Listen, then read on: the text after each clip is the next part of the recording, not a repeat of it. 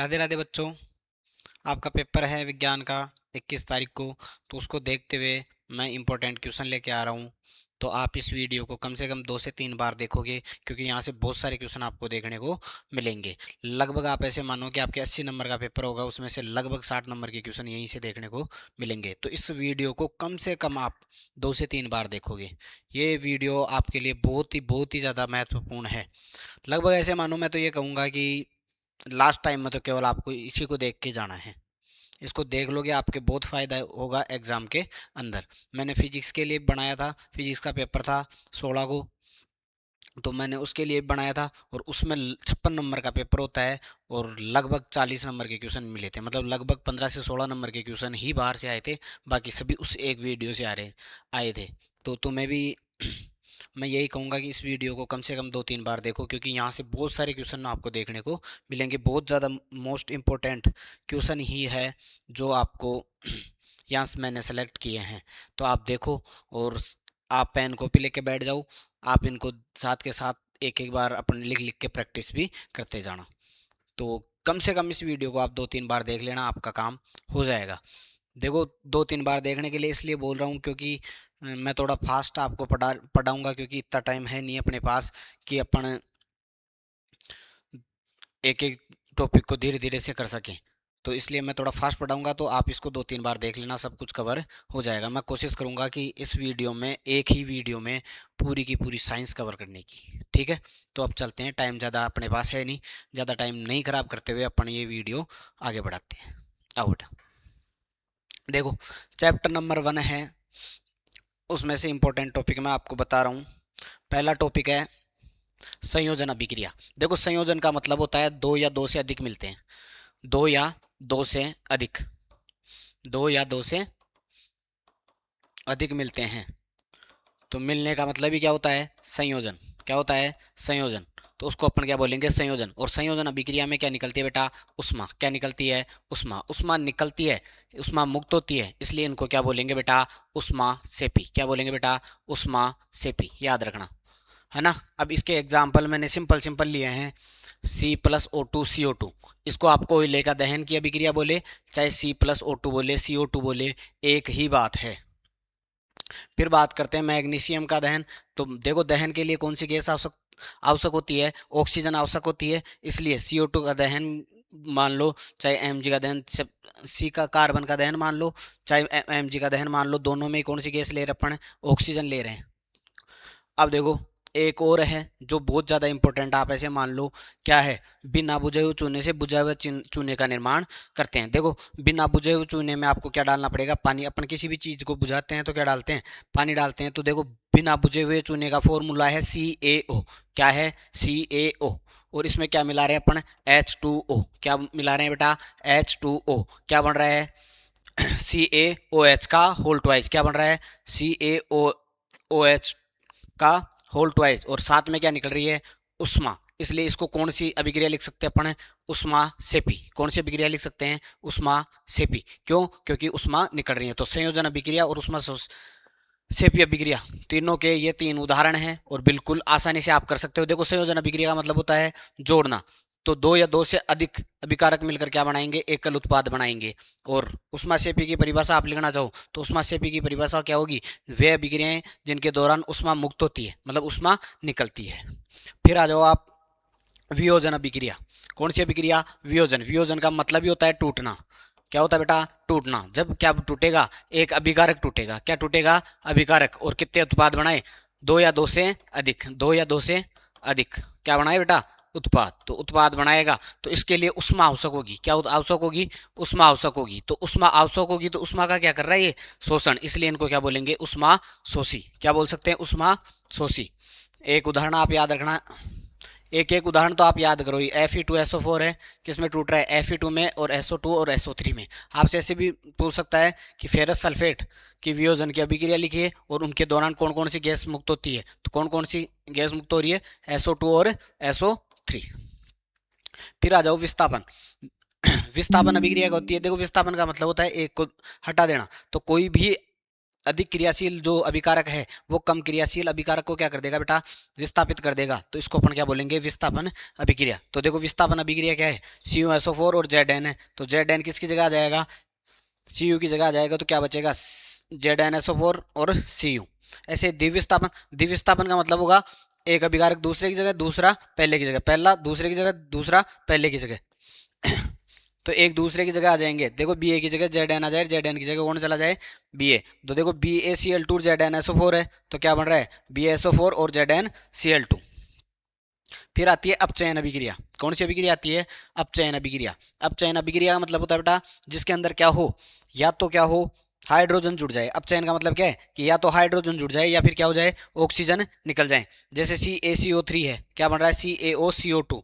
तो इसमें क्या हो रहा है, पहले देखो ऑक्सीजन 3 थी, अब कितनी है, 1। तो इसमें क्या हो गया, अपचयन। फिर देखो उपचयन। उपचयन का मतलब क्या होता है, ऑक्सीजन का जुड़ना और हाइड्रोजन का निकलना। जैसे C+O2, देखो यही उदाहरण वापस लिया है ताकि आपको ज़्यादा नहीं पढ़ना पड़े। C+O2 क्या बनेगा, CO2। तो पहले इसके साथ कोई ऑक्सीजन नहीं थी, अब ऑक्सीजन जुड़ गई, इसलिए उसका क्या हो गया, उपचयन। और रेडॉक्स का मतलब क्या होता है, रेडॉक्स का मतलब होता है कि एक का तो क्या हो, अपचयन, और दूसरे का क्या हो, उपचयन। मतलब दोनों साथ हो जाए। कौन कौन, अपचयन भी, एक अपचयन भी और उपचयन भी, दोनों क्या हो बेटा, साथ साथ हो जाए, तो उसको बोलेंगे रेडॉक्स अभिक्रिया। कौन सी अभिक्रिया बोलेंगे, रेडॉक्स अभिक्रिया। और रेडॉक्स अभिक्रिया का जो एग्जाम्पल है वो लिखवा रखा है ZnO+C, Zn+CO।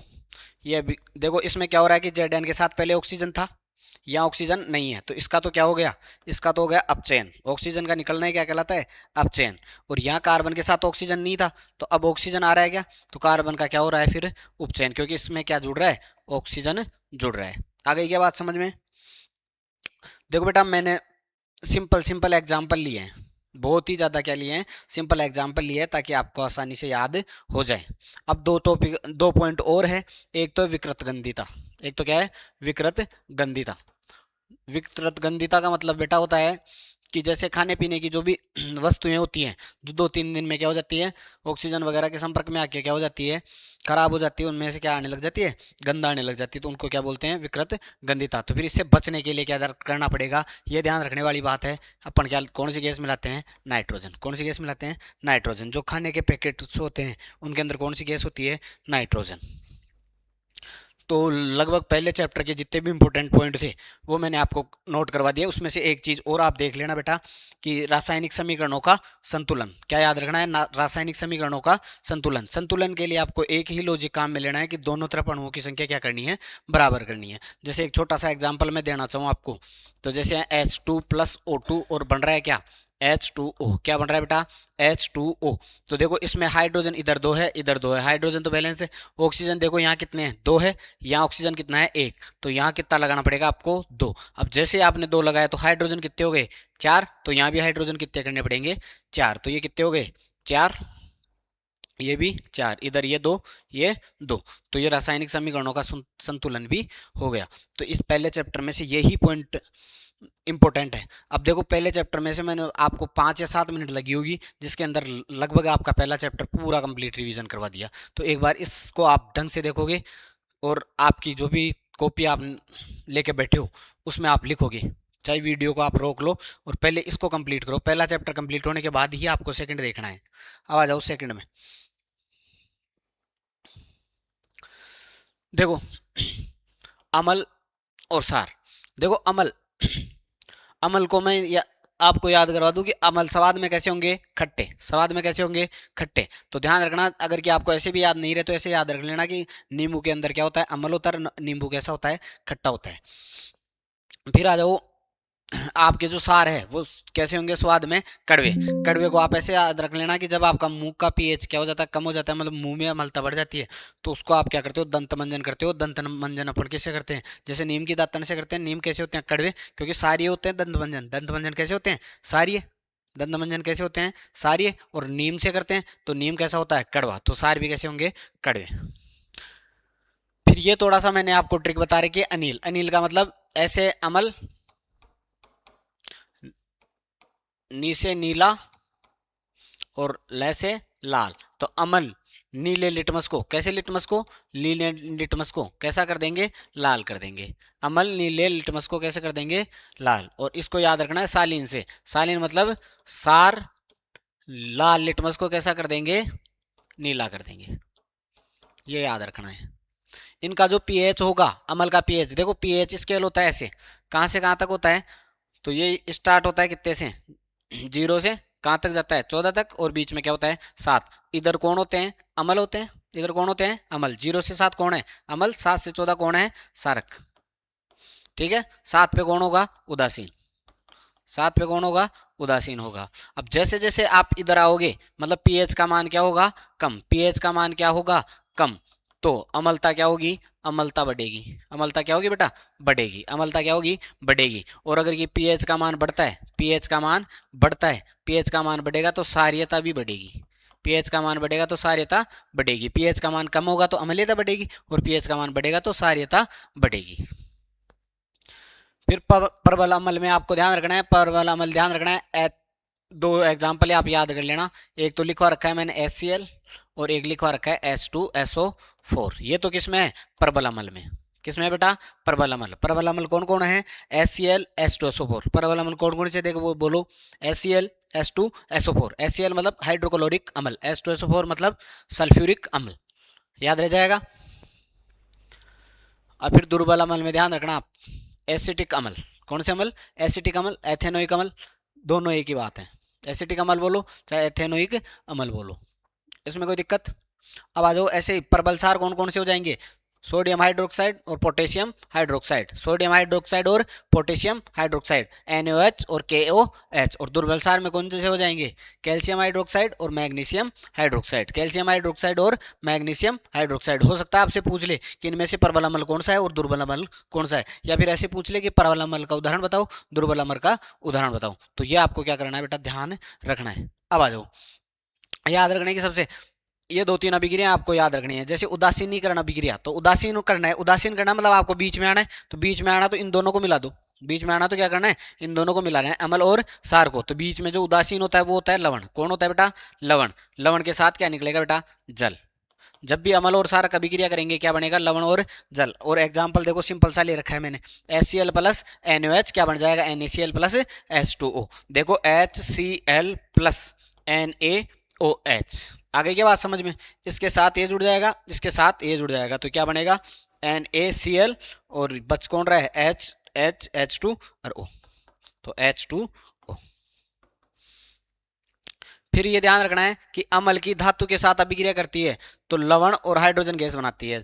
अम्ल धातु के साथ अभिक्रिया करके क्या बनाता है, लवण और हाइड्रोजन गैस, हमेशा ध्यान रखना। अब धातु की जगह कोई सी भी धातु दे दे आपको, धातु की जगह कोई सी भी धातु दे दे, क्या बनाएगा, लवण और जल। तो देखो एग्जाम्पल भी मैंने सिंपल सा ले रखा है। अम्ल ले लिया मैंने H2SO4, इसकी अभिक्रिया किससे करवाई, Zn से। Zn धातु होती है, जिंक धातु होती है, जिंक धातु होती है तो ZnSO4, और कौन सी गैस निकल गई, हाइड्रोजन गैस। कई बार तो ऐसे ही पूछा गया है कि अम्ल की जब अपन लवण से अभिक्रिया करवाते हैं तो कौन सी गैस निकलती है, हाइड्रोजन गैस। जब अम्ल की धातु ऑक्साइड से, देखो यहां ऑक्सीजन नहीं था इसलिए केवल H2 बनी, लेकिन यहां क्या है, ऑक्साइड है मतलब ZnO है, तो क्या बनेगा, H2O। ये ध्यान रखना। H2SO4 की जब धातु ऑक्साइड मतलब ZnO से अभिक्रिया करवाएंगे, क्या बनेगा, ZnSO4 प्लस H2O। क्या बनेगा, H2SO4 प्लस ZnO, क्या बन रहा है, ZnSO4 प्लस H2O।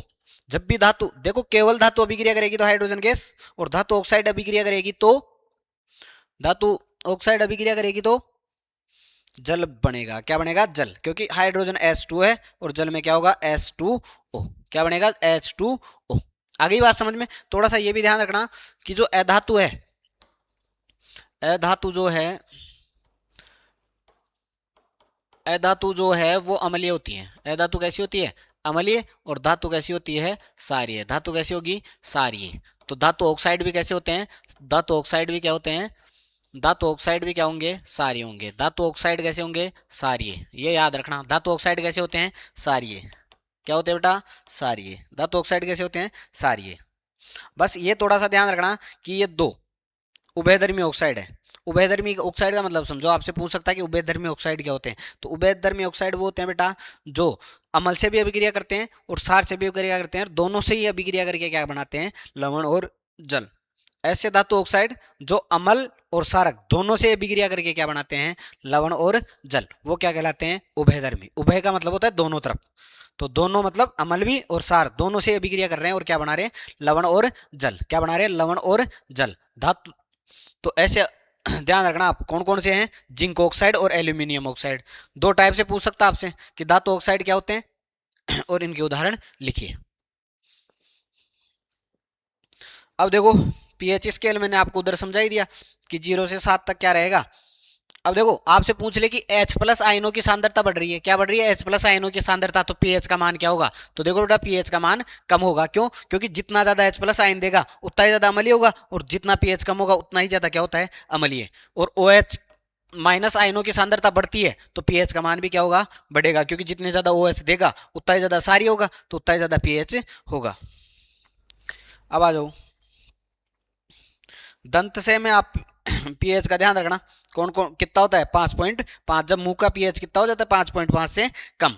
और एक और वो प्रकृति के उदासीनीकरण का उदाहरण आप देखो तो एक नेटल का पादप होता है। किसका पादप होता है, नेटल का, जिसमें कौन सा अम्ल होता है, मैथेनोइक अम्ल। कौन सा अम्ल होता है, मैथेनोइक अम्ल।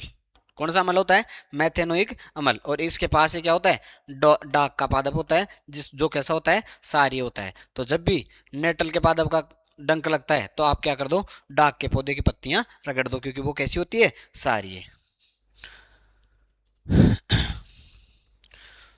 अब आ जाओ अम्लीय वर्षा के लिए पीएच कितना होता है, 5.6। अब आपसे पूछ सकता है कि इसके कुप्रभाव, तो देखो चर्म रोग हो जाएंगे। दुष्प्रभाव, दुष्प्रभाव मतलब जब भी अम्लीय वर्षा होती है तो उसके नुकसान क्या है, तो एक तो आपको स्किन कैंसर हो सकती है, और जो भी जलीय जीवन है उनके जीवन में क्या जाएगी, उनका जीवन निर्वाह क्या हो जाएगा, कठिन हो जाएगा। उनको जैसे जैसे पीएच का मान कम होगा वैसे वैसे उनका जीवन क्या हो जाएगा, कठिन हो जाएगा, कुछ तो मर भी जाएंगे। आपसे पूछ सकता है अम्लीयता क्या होती है, तो आपको पता है कि जब अपन पाचन देखते हैं तो HCl हाइड्रोक्लोरिक अम्ल स्त्रावित होता है। जब हाइड्रोक्लोरिक अम्ल बढ़ जाएगा तो एसिडिटी बढ़ जाती है, तो एसिडिटी, ठीक है। और इसको कैसे दूर कर सकते हो आप इसको दुर्बल सार ले सकते हो। कैसे ले सकते हो, दुर्बल सार ले सकते हो, या फिर सारीय लवण ले सकते हो। सारे लवण भी आप ले सकते हो। ये मैंने बताई दिया आपको, नेटल का पादप और डाक का पादप। मैथेनोइक अम्ल को कौन सा बोलते हैं, फॉर्मिक अम्ल भी बोलते हैं, और ये चींटी के डंक में भी पाया जाता है। फिर आपको ये कुछ क्वेश्चन है जो ध्यान रखना है। पीओपी, पीओपी मतलब plaster of Paris. Plaster of Paris का फॉर्मूला याद रखना, CaSO4 डॉट आधा H2O, और इसमें 2 कर लें तो फिर ये क्या बन जाता है, जिप्सम। क्या हो जाएगा, जिप्सम। उपयोग क्या हो जाएगा, भवनों में, मूर्ति बनाने में और खिलौने बनाने में। जो भी खिलौने वगैरह है, मूर्ति वगैरह है, वो बनाने में किसका उपयोग किया जाता है, पीओपी का। पीओपी मतलब प्लास्टर ऑफ पेरिस। विरंजक चूर्ण, विरंजक चूर्ण का ध्यान रखना, सूत्र याद रखना, CaOCl2। विरंजक चूर्ण का सूत्र क्या होता है, CaOCl2, CaOCl2। और काम में क्या आता है, ये जल से जीवाणुओं को मारने में। किस में काम में आता है, जल से जीवाणुओं को मारने में, और कपड़े उद्योग में। किस में उपयोग में आता है, कपड़े उद्योग में भी उपयोग में आता है। फिर आता है खाने का सोडा या बेकिंग सोडा। तो याद रखना खाने का सोडा क्या होता है, NaHCO3, और धोने का क्या हो जाएगा, Na2CO3 डॉट 10H2O। ये क्रिस्टल जल होता है। क्या होता है, क्रिस्टल जल।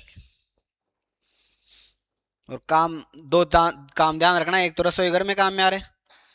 रसोई घर में किसी भी चीज को स्पंजी बनाने के लिए कौन सी गैस निकलती है, देखो CO2। क्या मिलाने पर, HCl मिलाने पर।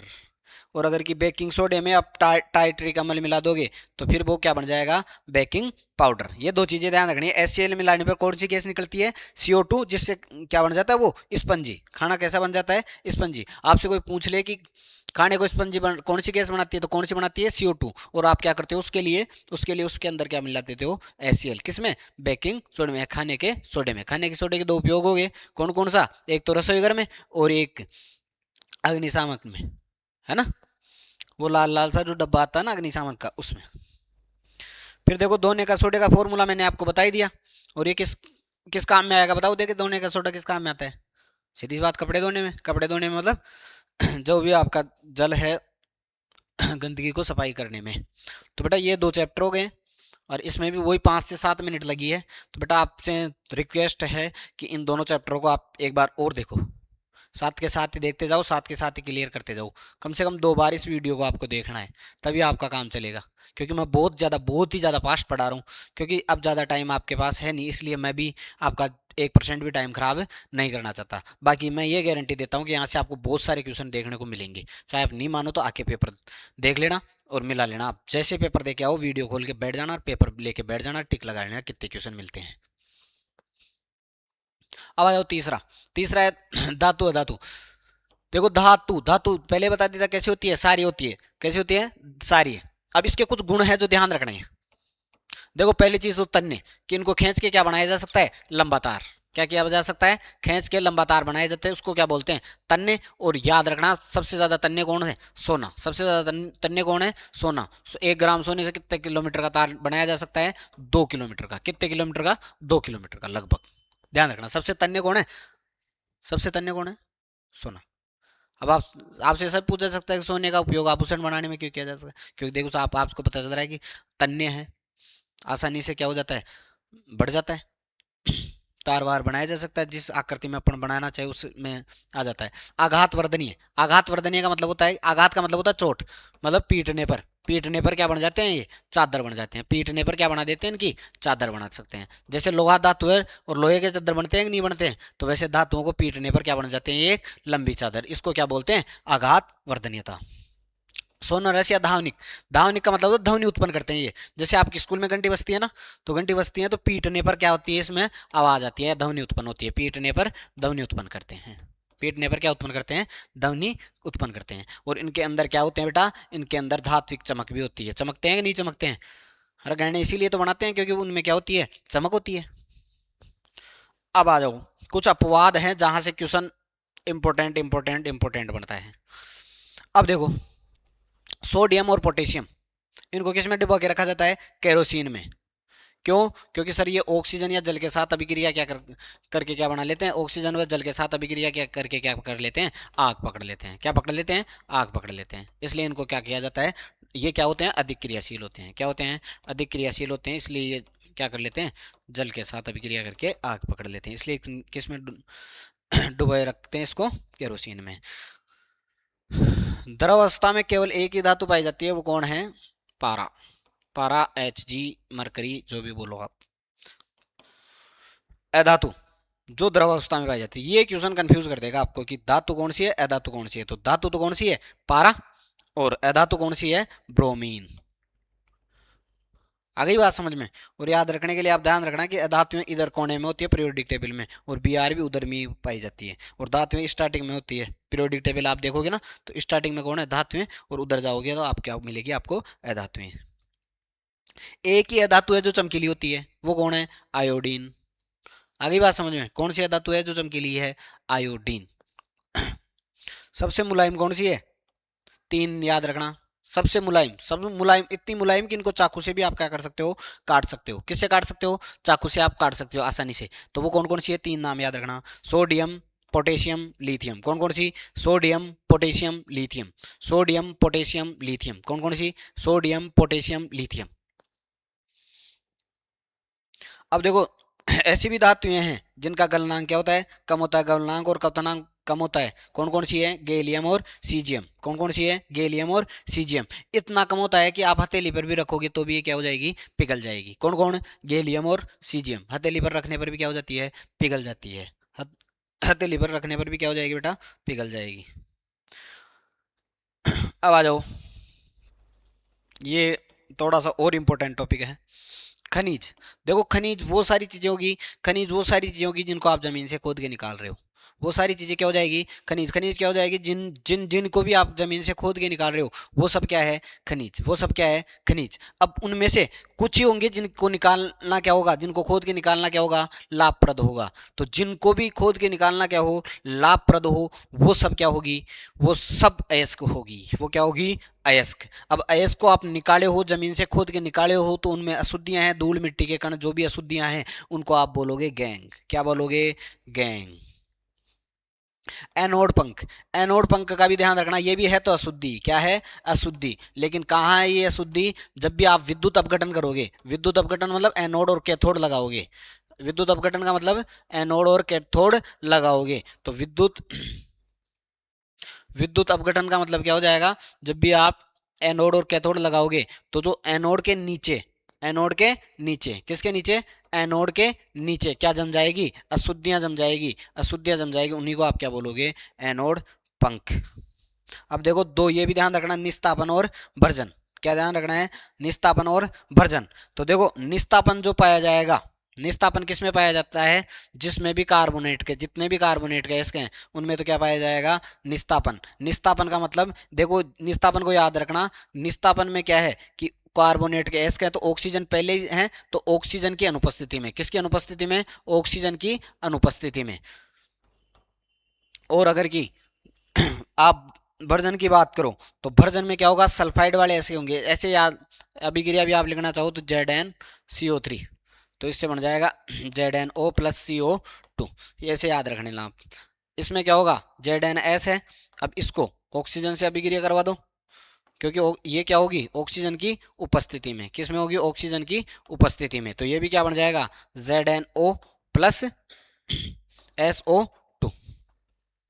तो देखो दोनों तरफ से क्या मिल रहा है आपको, ZnO, तो आपको केवल धातु चाहिए, मतलब Zn चाहिए, तो ऑक्सीजन को भी हटाना पड़ेगा, और ऑक्सीजन को हटाना क्या कहलाता है, अपचयन। तो इनका क्या करवाना पड़ेगा आपको, अपचयन करवाना पड़ेगा। ये अभिक्रिया मैंने पहले भी आपको बताई थी, क्या बन जाएगा, Zn+CO, क्या बनेगा, Zn+CO। ये पूरा प्रोसेस होगा निस्तापन का और भर्जन का, किसका प्रोसेस होगा, निस्तापन का और भर्जन का।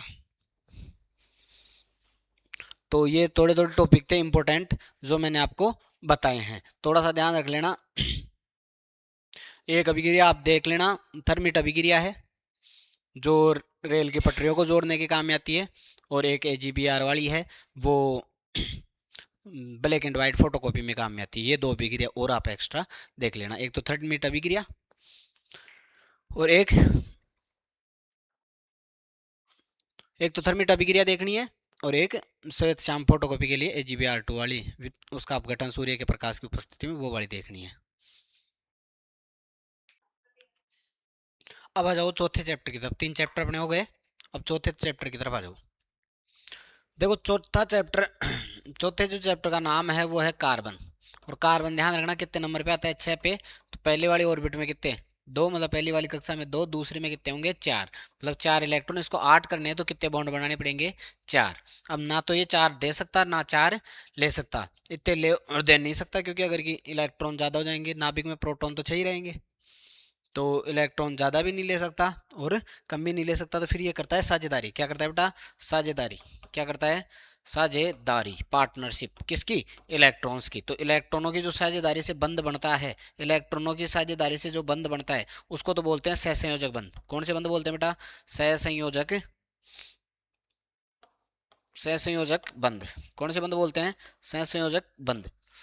और जो इलेक्ट्रॉनों के आदान प्रदान से बनते हैं उनको बोलते हैं बेटा आयनिक बंध। कौन से बंध बोलते हैं, आयनिक बंध। आयनिक बंध कौन से होंगे बेटा, जो इलेक्ट्रॉनों की साझेदारी से बनते हैं, जैसे HCl में बनता है, NaCl में बनता है, ये सब कौन से बंध बनाएंगे, आयनिक। और आयनिक बंध क्या होते हैं, थोड़े प्रबल होते हैं। क्या होते हैं, प्रबल। इसलिए इनका क्या होता है, गलनांक और क्वथनांक भी क्या होता है, ज्यादा। गलनांक और क्वथनांक क्या होते हैं, ज्यादा होते हैं।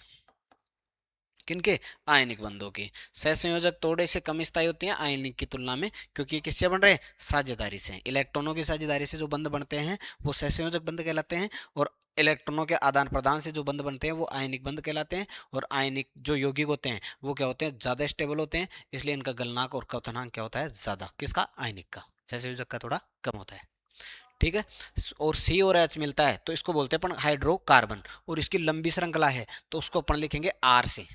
हाइड्रोकार्बन की लंबी श्रृंखला को किससे लिखेंगे, आर से। बहुत लंबी जब श्रृंखला हो जाती है उसको क्या बोलेंगे, एल्किल समूह भी बोल सकते हो आप। क्या बोल सकते हो, एल्किल। क्या बोल सकते हो, एल्किल। अब आओ ये थोड़ा सा नामकरण का ध्यान रखना है, और कार्बन की तीन चार विशेषताएं हैं जो ध्यान रखना है कि एक तो ये हर जगह पाया जा सकता है ना, हर जगह पाया जाता है, क्योंकि इसकी बंध बनाने की क्षमता क्या होती है, ज़्यादा होती है। एक इसकी चतुसंयोजकता है, क्या है, चतुसंयोजकता है। ये लंबी श्रृंखला बनाता है। तो ये 3 4 इसके गुण हैं जो ध्यान रखने कार्बन के। एक तो सभी जगह पाया जाता है सर्वव्यता, और एक लंबी श्रृंखला बनाता है, एक चार इसकी संयोजकता कितनी होती है, 4 होती है। कैसे बंध बनाता है, सहसंयोजक। अभी साधारण नामकरण थोड़ा सा ध्यान रखना है। देखो अगर कि जिसमें एक ही कार्बन है, कार्बन की संख्या एक हो उसको बोलेंगे मैथ, जिसमें कार्बन की संख्या दो हो उसको बोलेंगे एथ, जिसमें तीन हो उसको बोलेंगे प्रोप, जिसमें चार हो उसको बोलेंगे ब्यूट, जिसमें पांच हो उसको क्या बोलेंगे पेंट, और जिसमें छह हो उसको क्या बोलेंगे हेक्स। अब देखो इसमें क्या होंगे, सारे बॉन्ड जितने भी बंद है वो कैसे होंगे, एकल आबंध होंगे। कैसे आबंध होंगे बेटा, एकल। एकल आबंध है तो जैसे CH4 C2H6, ये फॉर्मूला लगेगा CnS2n+2। जैसे कार्बन की संख्या दो तो हाइड्रोजन की संख्या कितनी होगी, दो और दो चार, प्लस दो कितनी होगी, छः। तो कितनी होगी, C2H6। और जो एल्कीन है, एल्कीन और एल्काइन दोनों ही क्या होंगे, असंतृप्त। देखो इसमें केवल एक बंद है, इसमें दो बंद है, और इसमें कितने बंद आएंगे, तीन बंद। तो ये दोनों क्या होंगे, असंतृप्त होंगे। क्या होंगे बेटा, असंतृप्त। कैसे होंगे बेटा, असंतृप्त। और इसमें तो जस्ट डबल होंगे, जैसे दो के चार, तीन के छः, चार के आठ, पाँच के 10, छः के 12, ये डबल हो रहे हैं। तो फिर एल्कीन में आएंगे और लास्ट में क्या जुड़ जाएगा, इन जुड़ जाएगा। इनमें क्या जुड़ रहा था, एन जुड़ेगा। क्या जुड़ेगा, एन, मैथेन प्रोपेन ब्यूटेन। इनमें क्या जुड़ेगा, इन जुड़ेगा, एथीन प्रोपीन ब्यूटीन। और इनमें जुड़ेगा आयन। इनमें क्या होगा, जैसे दो का डबल कितना होता है, चार, तो चार में से दो कम रहेगा। इसका तीन का डबल कितना होता है, छः, छः में से दो कम रहेगा। चार का डबल कितना होता है, आठ, आठ में से दो कम रहेगा। पाँच का डबल कितना होता है, 10, डबल में से दो कम रखने हैं। तो उनमें क्या जुड़ेगा, आयन। और बॉन्ड कौन सा आएगा, ट्रिपल बॉन्ड। देखो कभी कभी आपको दो चीजें पूछता है, दो चीजें ध्यान रखना। एक तो आबंधों की संख्या, क्या पूछेगा, आबंधों की संख्या, आबंधों की संख्या। जैसे ये है एथेन है, एथेन है मतलब C2H6, एथेन है तो C2H6। तो कैसे जोड़ोगे, कार्बन ले लो दो, एथेन है तो सारे बॉन्ड सिंगल होंगे, तीन तीन हाइड्रोजन जोड़ दो, एक दो तीन। तो कित इस भी एक दो तीन, तो कितने बंद हो गए, एक दो तीन चार, एक दो तीन चार पाँच छः सात, कितने टोटल सहसंयोजक बंद कितने हो गए, सात। तो ऐसे बंद गिन के आपको पूछेगा। या फिर आपको पूछेगा इसकी संरचना, तो संरचना में देखो ऐसे तो बना ही दोगे, इसमें तो कोई दिक्कत ही नहीं है। बस ध्यान रखना जो कार्बन के बंद है, जो कार्बन के इलेक्ट्रॉन है, देखो चार जगह कार्बन के इलेक्ट्रॉन है, एक दो तीन और चार, चार इलेक्ट्रॉन है। तो इन चारों को क्रॉस से लिख दो, एक दो तीन और चार। अब इस हाइड्रोजन के जो भी हैं उनको डॉट से लिख दो, एक ऊपर वाले हाइड्रोजन का ये रहा, ये और नीचे वाले हाइड्रोजन का ये रहा। और यहाँ भी इसके चारों को दिखाना है, एक दो तीन और ये चार। अब यहाँ हाइड्रोजन जुड़ा हुआ है, यहाँ हाइड्रोजन जुड़ा हुआ है, यहाँ भी हाइड्रोजन जुड़ा हुआ है। अब जैसे इस कार्बन के आठ कौन कौन से हो जाएंगे, ये हो जाएंगे इसके आठ। इस कार्बन के आठ कौन से हो जाएंगे,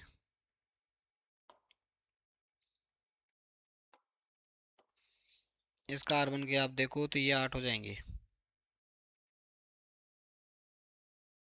हो गए। इस हाइड्रोजन के दो कौन से हो जाएंगे, ये रहे। इस हाइड्रोजन के दो कौन से हो जाएंगे, ये रहे। इस हाइड्रोजन के दो कौन से हो जाएंगे, ये रहे। इस हाइड्रोजन के दो कौन से हो जाएंगे, ये रहे। इसके कौन से हो जाएंगे, ये। तो ये दो क्वेश्चन और आपसे पूछेंगे। अब देखो प्रकार्यात्मक समूह, वेग समूह जो हाइड्रोकार्बन से जुड़ेंगे तथा इसके गुणों में क्या हो जाएगा, परिवर्तन हो जाएगा। ये थोड़ा सा आप उनका ध्यान रखना। देखो आर है इसमें,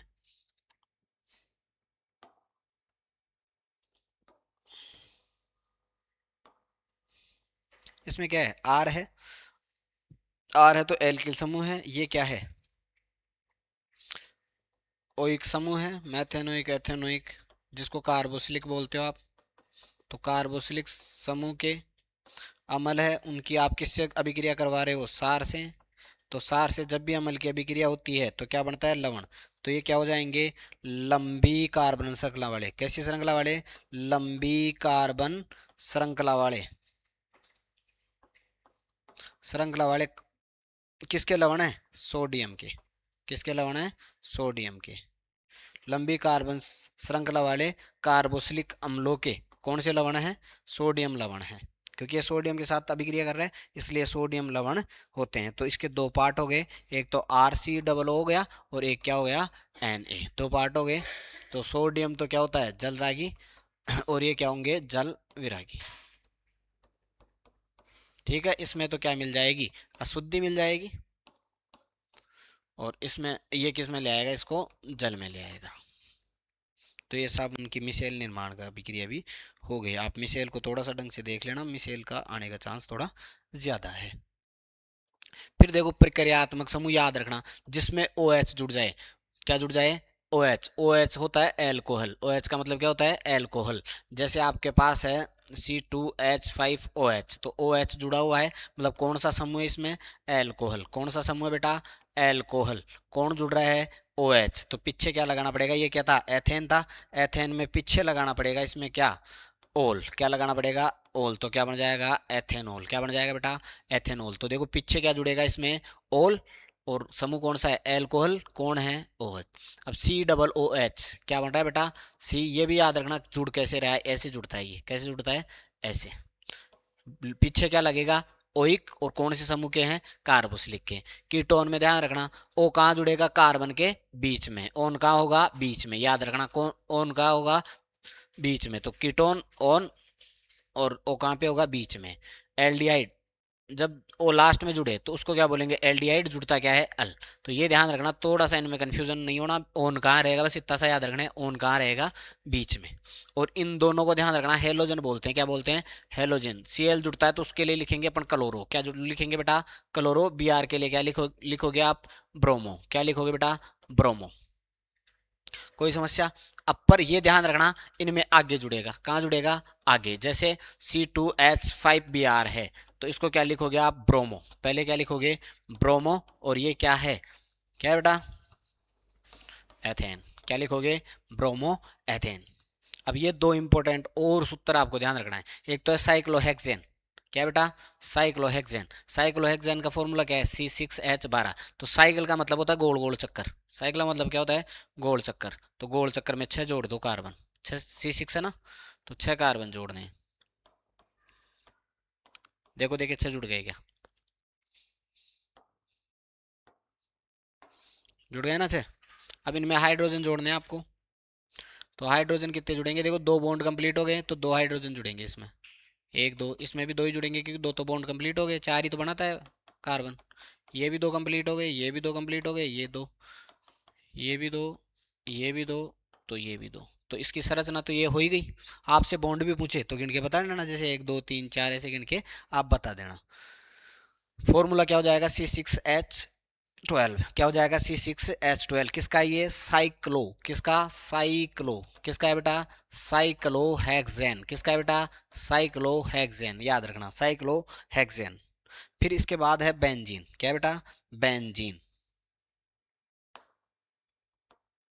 अब देखो जो बेंजीन का है, बेंजीन का फॉर्मूला है C6H6। क्या है, C6H6। इसकी संरचना आपसे पूछे तो वही करना आपको। कितने कार्बन लेने इसमें, 6। एक,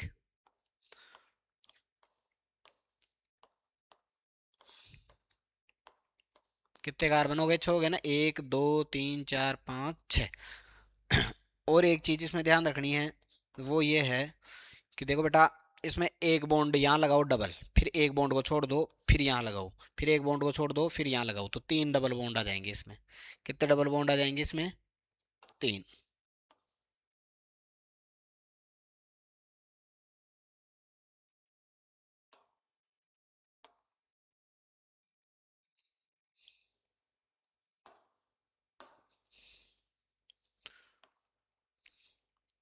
कौन कौन से हो गए डबल बॉन्ड, एक ये रहा, एक ये रहा, एक ये रहा। तो आप देखोगे तो 1 2 3, एक इसके भी देखोगे तो 1 2 3, इसके भी देखोगे तो 1 2 3, इसके सभी के 3 3 बॉन्ड कंप्लीट है। आप किसी भी कार्बन को उठा के देख लो तो 3 बॉन्ड कंप्लीट हो गए। तो हाइड्रोजन कितने तक कितना जोड़ना पड़ेगा, एक एक हाइड्रोजन जोड़ना पड़ेगा। कितना तक कितना हाइड्रोजन जोड़ना पड़ेगा, एक एक। तो एक एक हाइड्रोजन है, 6 ही कार्बन है, तो 6 ही क्या हो गए, हाइड्रोजन। तो ये क्या हो गया आपका, बेंजीन। तो ये ध्यान रखना, इसकी संरचना भी ध्यान रखना और इसका सूत्र भी ध्यान रखना। फिर ऑक्सीकारक जो क्या कराएंगे, ऑक्सीकरण करवाएंगे। तो ये कौन कौन है, पोटेशियम परमैंगनेट, एक तो क्या है पोटेशियम परमैंगनेट है, एक पोटेशियम डाइक्रोमेट है, एक क्या है पोटेशियम डाइक्रोमेट। ये क्या है बेटा, ऑक्सीकारक है। क्या है, ऑक्सीकारक। संकलन, संकलन अभिक्रिया का मतलब होता है जुड़ना। तो जुड़ेगा कब, देखो यहाँ डबल बॉन्ड था, डबल बॉन्ड टूटेगा तो किस में आएगा, सिंगल बॉन्ड में। तो सिंगल बॉन्ड की जगह क्या जुड़ जाएगा, हाइड्रोजन जुड़ जाएगा। तो यहाँ H2 और लिख लो आप। तो हाइड्रोजन से अभिक्रिया करेगा। तो देखो एक बॉन्ड टूटा तो फिर बॉन्ड कितने रह जाएंगे, तीन। तो तीन चार बॉन्ड कितने होने चाहिए, चार। तो एक एक हाइड्रोजन जुड़ जाएगा। ये अभिक्रिया जो है वनस्पति तेल बनाने के काम में भी आती है, वनस्पति घी। अब देखो प्रतिस्थापन अभिक्रिया, कौन सी अभिक्रिया, प्रतिस्थापन अभिक्रिया। तो प्रतिस्थापन अभिक्रिया का मतलब ही क्या होता है, समझो आप। प्रतिस्थापन अभिक्रिया का मतलब होता है विस्थापित करेगा। तो ये Cl देखो हाइड्रोजन को विस्थापित कर देगा। यहाँ क्या लिखा हुआ है, CH4 प्लस Cl है। क्या है, CH4 प्लस Cl है। तो CH4 प्लस Cl है तो एक हाइड्रोजन को निकाल देगा कौन, Cl, मतलब विस्थापित कर देगा। तो क्या बचेगा, CH3Cl बन जाएगा और एक क्या निकल जाएगा, HCl। ऐसे निर्जलीकरण, निर्जलीकरण का मतलब ही क्या है, यहाँ से जल निकाल देंगे, जल कौन निकल जाएगा, H2O। यहाँ उत्प्रेरक का ध्यान रखना, कौन सा उत्प्रेरक आएगा, निकल उत्प्रेरक। कौन सा उत्प्रेरक आएगा, निकेल Ni। ये थोड़ी सी एस्टिकरण अभिक्रिया देख लेना। एस्टिकरण अभिक्रिया थोड़ी सी इंपॉर्टेंट है। एस्टर का उपयोग भी देख लेना इत्र बनाने में। इत्र या स्वाद के लिए यूज होता है, इत्र या स्वाद के लिए। देखो क्या हो रहा है, एथेनोइक अम्ल और एथेनॉल, कौन कौन, एथेनोइक अम्ल और एथेनॉल क्या बनाते हैं, एस्टर। और साथ में क्या निकल जाता है इसमें, जल। ध्यान रखना, देखो कैसे हो रहा है इसमें प्रोसेस। अगर क्या प्रोसेस देखो तो ये प्रोसेस हो जाएगा बेटा, CH3 C double bond O OH, फिर है C2H5OH, यही है। तो देखो इसमें हो क्या रहा है, यहां से तो निकलेगा OH और यहां से निकलेगा H। तो ये तो H2O निकल ही जाएगा। तो यहाँ क्या बचेगा, CH3 C double bond O, ये बॉन्ड O और ये H निकलेगा। इसकी जगह कौन आ जाएगा, C2H5। ये इधर से OH गया ही तो क्या बन जाएगा, H2O। ये एस्टरीकरण अभिक्रिया है, थोड़ा सा आपको ध्यान रखना है। एस्टर का फॉर्मूला भी आप याद रखना। किस काम में आ रहा है, इत्र या स्वाद के लिए इसका उपयोग किया जाता है। इसकी गंध कैसी होती है, मृदु मतलब मीठी, मीठी मतलब जिसमें आप में खुशबू आती है। अब देखो छठा चैप्टर, छठा सॉरी पांचवा चैप्टर पांचवा चैप्टर, चार चैप्टर कंप्लीट हो गए, मतलब केमिस्ट्री कंप्लीट हो गई। तो आप केमिस्ट्री को दो बार देखोगे फिर बायो की तरफ आओगे। तो अब आ जाओ बायो में। देखो इसमें है कि प्रक्रम, प्रक्रम जैव प्रक्रम का मतलब होता है कि जीने के लिए जो भी कार्य आप कर रहे हो, जो भी प्रक्रम जीने के लिए आप कर रहे हो, वो सब कौन से हैं, जैव प्रक्रम। जैसे श्वसन के बिना आप जी सकते हो क्या, नहीं जी सकते। पाचन के बिना आप जी सकते हो क्या, नहीं जी सकते। उत्सर्जन के बिना आप जी सकते हो क्या, नहीं जी सकते। तो वो सारे काम जो आप क्या कर रहे हो, परिवहन के बिना भी आप नहीं जी सकते। तो ये सारे काम किस में आ जाएंगे, और देख लो आप पोषण, पोषण ये सब किस में आ जाएंगे बेटा, जीने के लिए बहुत ज़्यादा जरूरी है। इसलिए ये सारे प्रोसेस क्या कहलाते हैं, जैव प्रक्रम। और पोषण में भी ध्यान रखो तो दो टाइप का होता है, एक तो कौन सा होता है, स्वपोषी, और एक कौन सा होता है, विषमपोषी। एक कौन सा होता है, विषमपोषी। स्वपोषी कौन से होते हैं, जो किससे, सूर्य के प्रकाश से अपना भोजन बनाते हैं। किससे बनाते हैं, सूर्य के प्रकाश से। तो देखो सूर्य के प्रकाश से जो भोजन बनाते हैं उसको बोलते हैं प्रकाश संश्लेषण। क्या बोलते हैं, प्रकाश संश्लेषण। प्रकाश संश्लेषण में क्या होगा, कार्बन डाइऑक्साइड होगी, वाटर होगा और क्लोरोफिल होगा, और क्या होगी, सनलाइट होगी, और क्या होगी, सूर्य का प्रकाश होगा। सूर्य का प्रकाश होगा तो क्या बनेगा, ग्लूकोज। ग्लूकोज का फॉर्मूला ध्यान रखना, C6H12O6। साथ में क्या निकलेंगे, 6H2O, ऑक्सीजन गैस निकलेगी, साथ में क्या निकलेगी, ऊर्जा।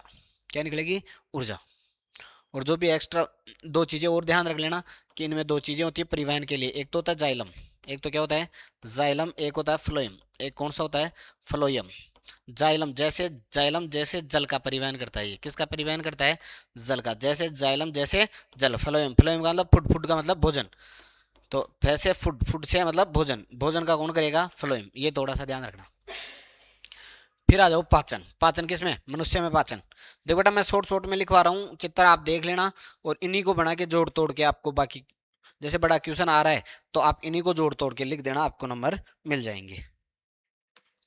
अब आ जाओ मनुष्य में पाचन। देखो सबसे पहले भोजन को आप मुंह में लोगे, मुंह में क्या होती है, लार होती है, लार में कौन सा एंजाइम पाया जाएगा, एमिलेज। एमिलेज क्या करेगा, मंड या शर्करा का पाचन करता है। फिर इसके जस्ट बाद ग्रास नली से आमाशय में पहुंचेगा। आमाशय में तीन चीजें निकलेगी, कौन कौन सी, एक तो पेप्सिन, एक एसीएल और एक सलेस्मा। पेप्सिन क्या करेगा, पैसे पेप्सिन पैसे प्रोटीन का पाचन, क्या करेगा, पैसे पेप्सिन पैसे प्रोटीन का पाचन। एसीएल क्या करेगा, अम्लीय माध्यम बनाएगा। पहले बताया था मैंने, एसीएल ज्यादा होने पर एसिडिटी हो जाती है। एसीएल ज्यादा होने पर क्या हो जाती है बेटा, एसिडिटी हो जाती है।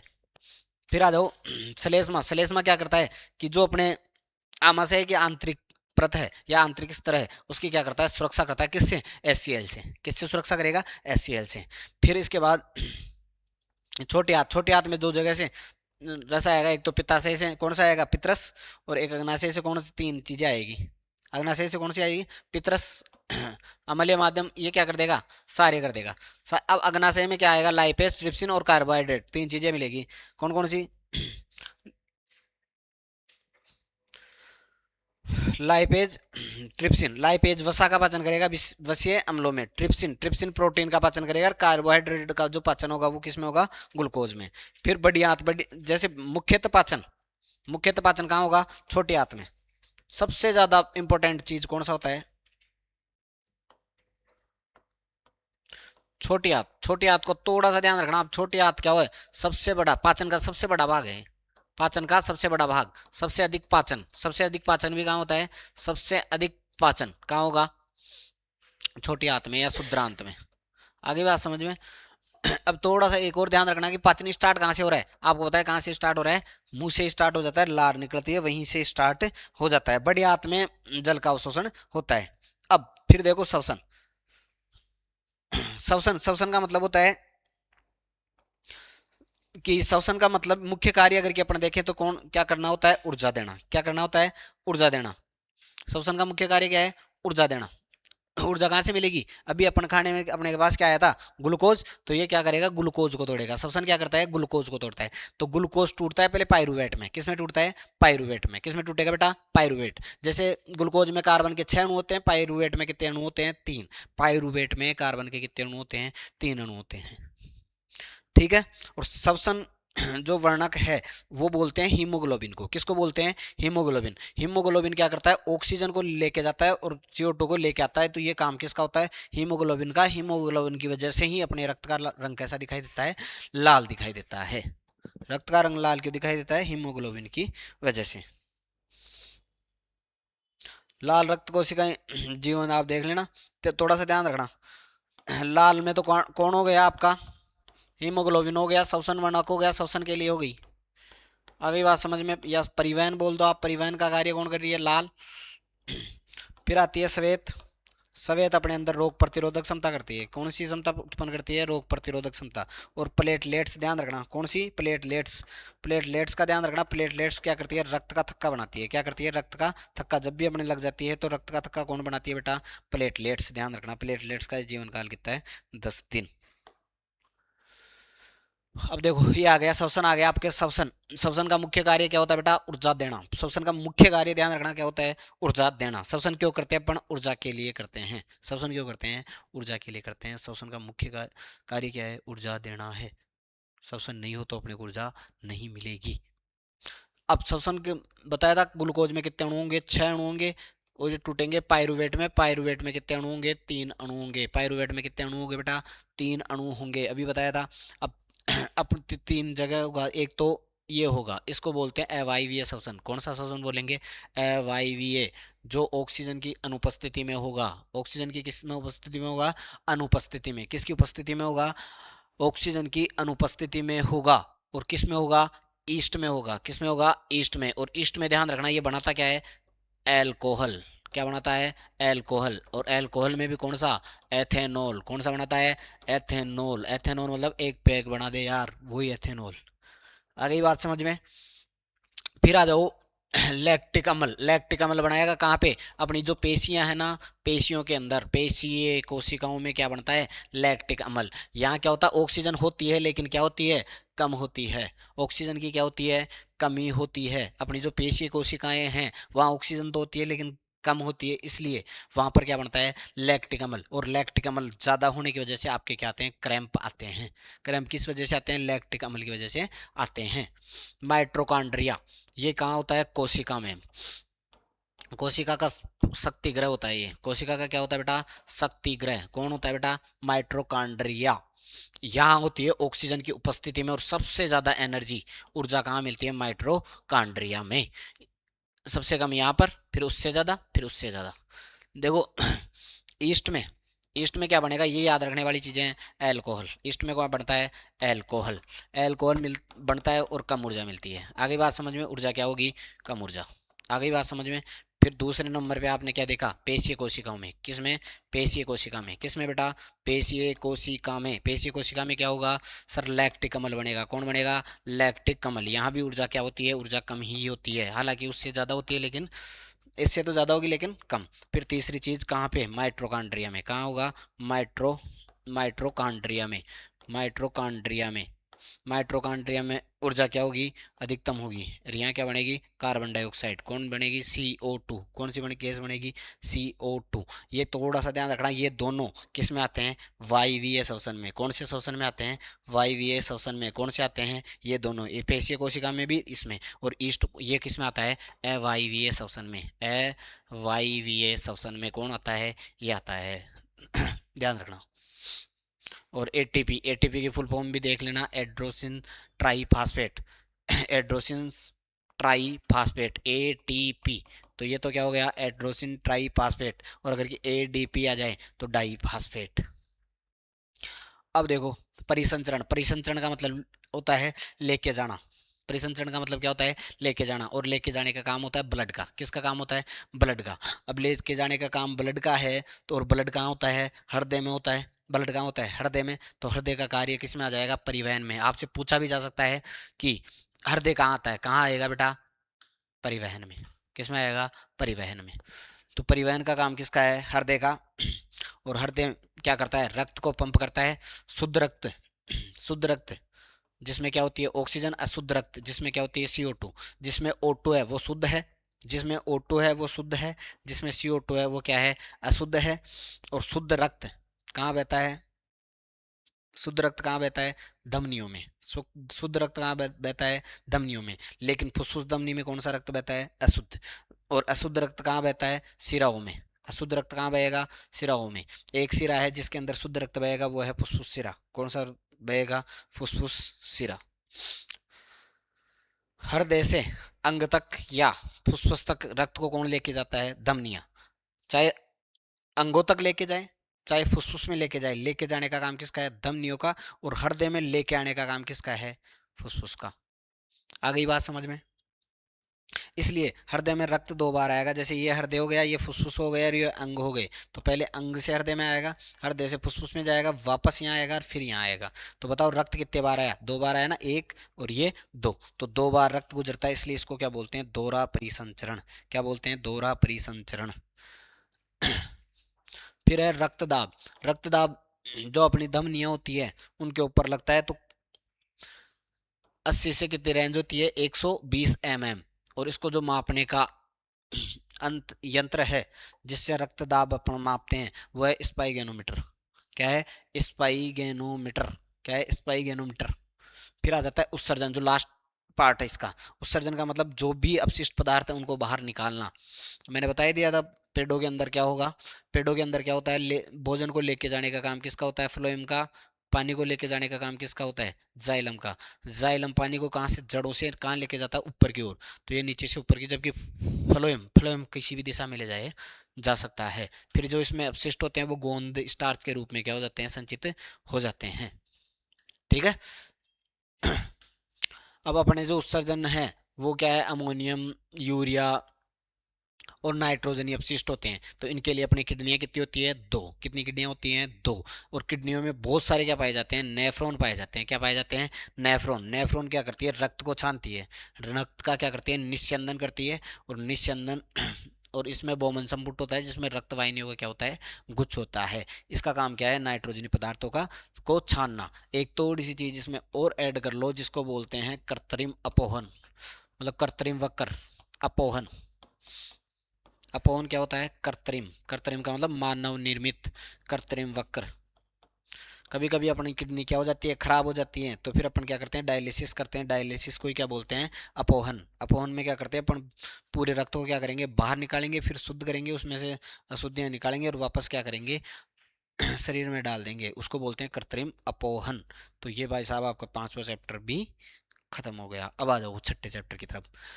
छठे चैप्टर का नाम है नियंत्रण एवं समन्वय। क्या नाम है? नियंत्रण एवं समन्वय। तो नियंत्रण के लिए आपको पहली चीज तो आपको परिवर्ती चाप का ध्यान रखना है। प्रतिवर्ती चाप क्या होता है? कि जब भी आप किसी गर्म वस्तु को छूते हो तो आपका हाथ वहां से हटता है, तो उसमें जो प्रोसेस यूज हो रहा है वो क्या है? प्रतिवर्ती चाप है। प्रतिवर्ती चाप को जो कंट्रोल कर रहा है वो कौन है? मेरु रज्जु है। कौन है? मेरु रज्जु है। आगे बात समझ में? इसके लिए तंत्रिका तंत्र, तंत्रिका तंत्र की जो इकाई है वो इंपॉर्टेंट है न्यूरॉन। इसका चित्र भी देख के जाना आपको। ये सबसे छोटी इकाई है। इसके 3 पार्ट होते हैं। दुम्रिका।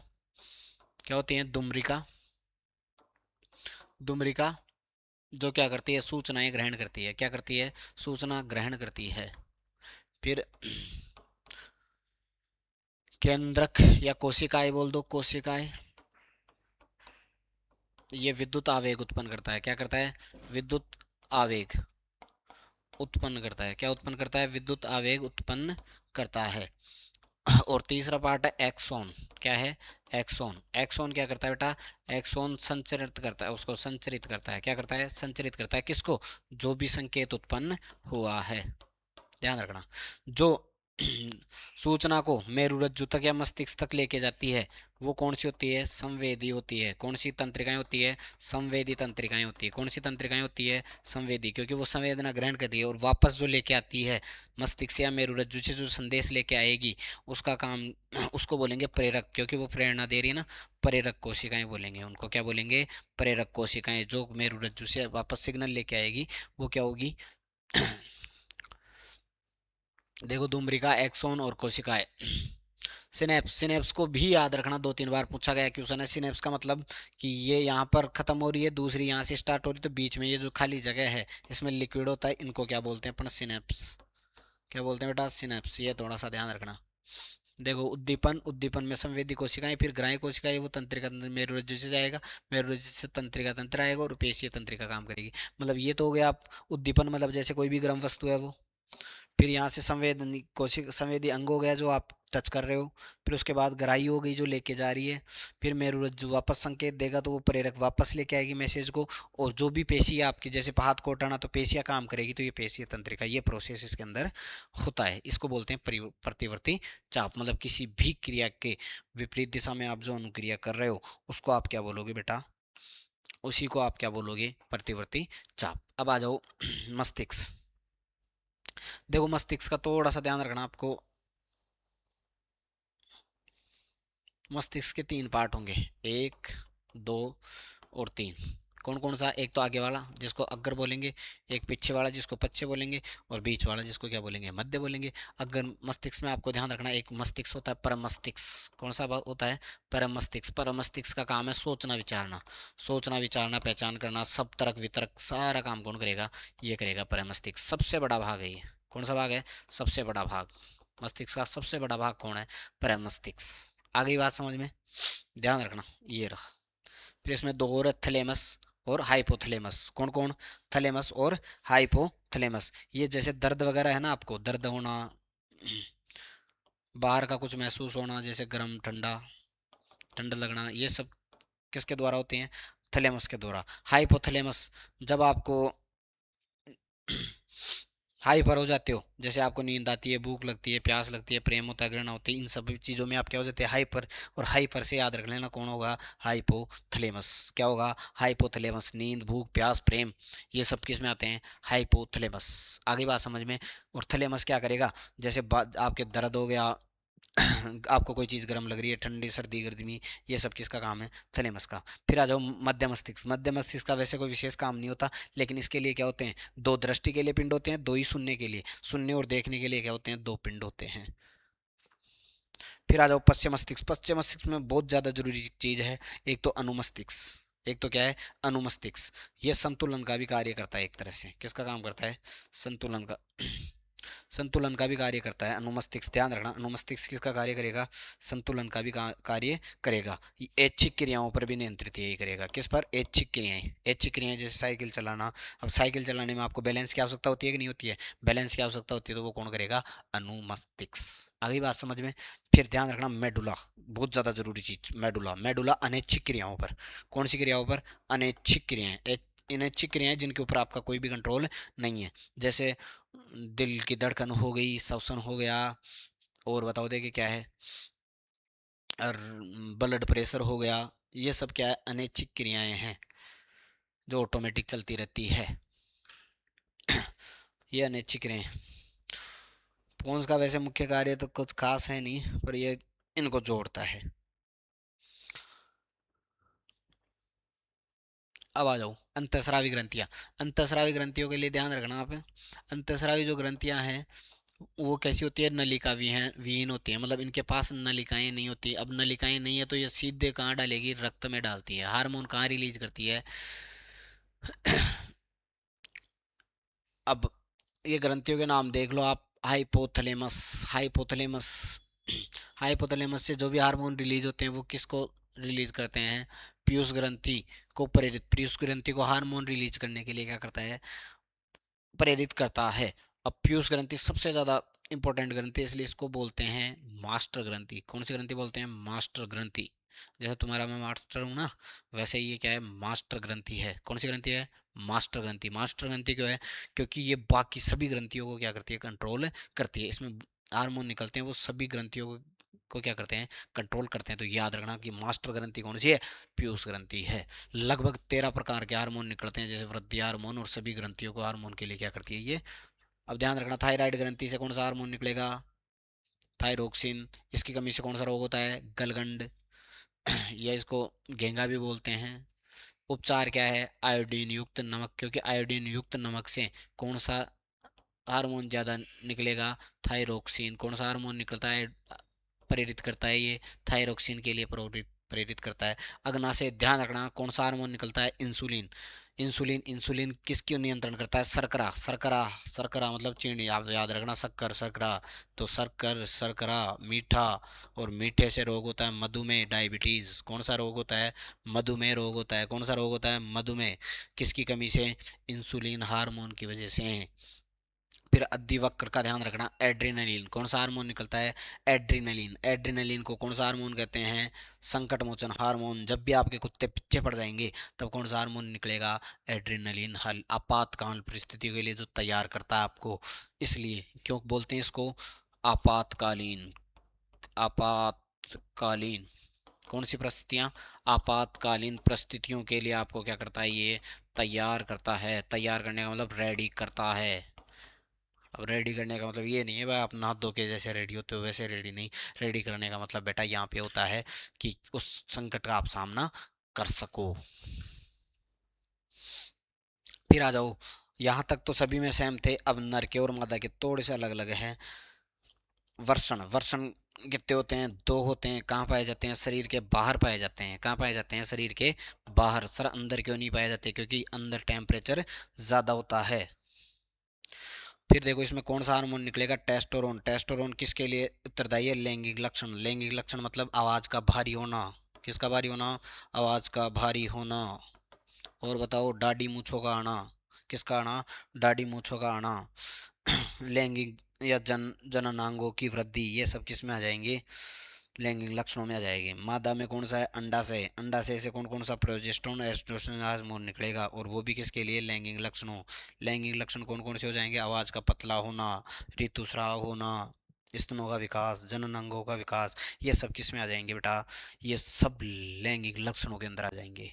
तो ये आपके हार्मोन की ये पेज है, इसमें से पक्का एक क्वेश्चन आपको देखने को मिलेगा। आप ढंग से देखना।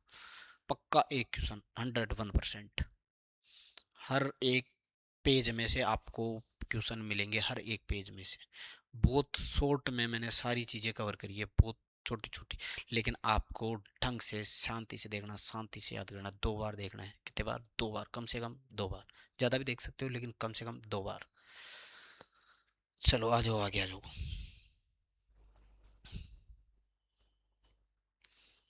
अगला चैप्टर स्टार्ट हो गया बेटा, जनन।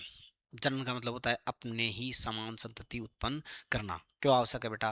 क्योंकि अपनी पीढ़ी को बनाए रखने के लिए, अपना अस्तित्व बनाए रखने के लिए प्रत्येक जीव क्या करता है? अपने ही समान संतति उत्पन्न करता है, अपने ही समान संतति उत्पन्न करता है, जिसको अपन क्या बोलते हैं? जनन। जनन कितने प्रकार का होता है? 2 प्रकार का होता है सर। कौन कौन सा? लैंगिक जनन और अलैंगिक जनन। लैंगिक जनन क्या हो जाएगा? जिसमें दो होंगे, नर और मादा। जनक कितने होंगे? 2, नर और मादा 2 होंगे। अलैंगिक जनन कौन सा हो जाएगा? जिसके अंदर केवल एक ही जनक होगा, वो कौन से होंगे? अलैंगिक जनन। आ जाओ फटाफट। देखो देखो, जनन अपने समान संतति उत्पन्न करना कितने प्रकार का? 2 प्रकार का, लैंगिक और अलैंगिक जनन। अलैंगिक जनन क्या हो जाएगा? जिसमें एक ही जनक होगा। ध्यान रखना, विखंडन, विखंडन का मतलब टूटना। एक ही जीव टूटकर दो या दो से अधिक जीव का निर्माण कर रहा है, विखंडन। अब दो का ही कर रहा है तो द्विविखंडन, और बहुत ज्यादा का कर रहा है तो बहुविखंडन। जैसे द्विविखंडन किस में पाया जाएगा? अम्बिवा में। किस में पाया जाएगा? अम्बिवा में। प्लाज्मोडियम में क्या पाया जाता है? बहुविखंडन पाया जाता है। क्या पाया जाता है? बहुविखंडन पाया जाता है। अब देखो मुकुलन, मुकुलन में क्या होगा? एक मुकुल निकलेगा और नए जीव का निर्माण होगा। ये किस में पाया जाता है? हाइड्रा में। पुनर्विद, पुनर्विद का मतलब वापस वैसे का वैसे। ये किस में पाया जाता है? प्लेनेरिया में। जैसे प्लेनेरिया ये रहा, इसको आप जैसे काटोगे 3 पार्टों में तो 3 नए जीव बन जाएंगे। हाइड्रा में भी ऐसे ही है कि एक मुकुल निकलेगा और वो मुकुल ही क्या कर लेगा? नए जीव का निर्माण कर लेगा। कायक, कायक के लिए मोस्ट इंपॉर्टेंट चीज ये ध्यान रखनी है कि ये जो बीजों की क्षमता खो चुके हैं, उन पौधों के लिए भी इंपॉर्टेंट है। ये कम समय के अंदर ही क्या कर लेता है? कम समय में भी अपने को रिजल्ट या नया पौधा प्राप्त हो जाता है। ये गन्ने में, केले में, संतरा में, गुलाब में, ये सब में पाया जाता है। और ये याद रखने वाली चीज़ है, ब्रायोफिल्म की किस में पाया जाता है? पत्ती में। क्योंकि पत्ती से क्या बन जाएगा? इसमें नया पौधा बन जाएगा। आ गई बात समझ में? ब्रायोफिल्म में किससे नया पौधा बनता है? पत्ती से। फिर आ जाओ लैंगिक जनन। लैंगिक जनन कितने टाइप का होता है बेटा? लैंगिक जनन वो जनन कितने टाइप का होता है? 2 टाइप का। कौन कौन सा? लैंगिक और अलैंगिक। लैंगिक क्या होता है सर? जिसमें 2 होते हैं, नर और मादा, 2 जनक होते हैं। जिसमें एक ही जनक होता है, उसको क्या बोलते हैं? अलैंगिक जनन। अब आ जाओ। अब लैंगिक जनन में 2 जनन होंगे। तो पुष्पों में पहले देख लो, पुष्पों में 2 होते हैं, एक तो स्त्री केसर और एक पुकेसर। इसमें क्या होते हैं? अंडाणु बनते हैं या अंड बनते हैं। और इसमें क्या बनते हैं? परागकण बनते हैं। क्या बनते हैं? परागकण। क्या बनते हैं बेटा? परागकण। क्या बनते हैं? परागकण।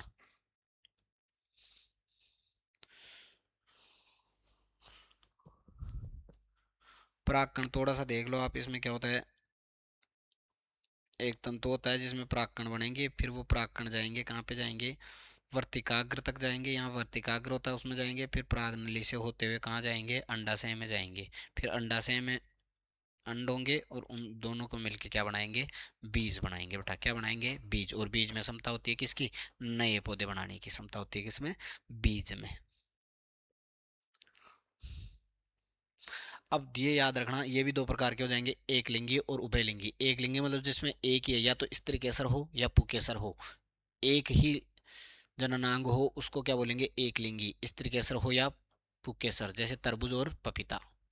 और उभयलिंगी जिसमें दोनों होते हैं, गुड़हल और सरसों, जिसमें स्त्री केसर भी हो और पुकेसर भी हो, वो क्या होंगे?